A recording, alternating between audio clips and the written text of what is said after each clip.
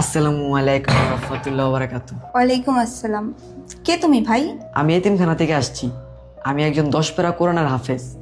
আমাকে যদি কোরআন শরীফ কেনার জন্য কিছু হাদিয়া দিতেন তাহলে অনেক উপকার হতো।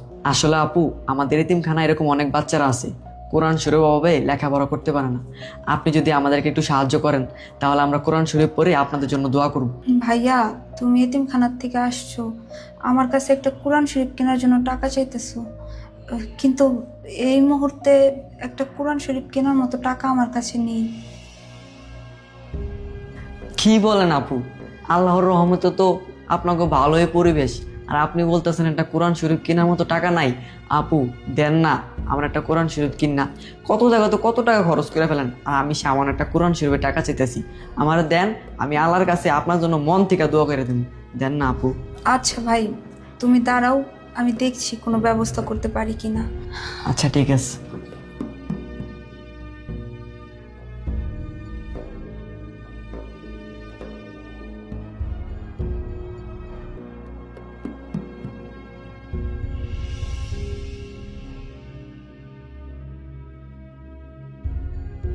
আমার কাছে 100 টাকাই ছিল, কতদিন ধরে রেখে দিছি।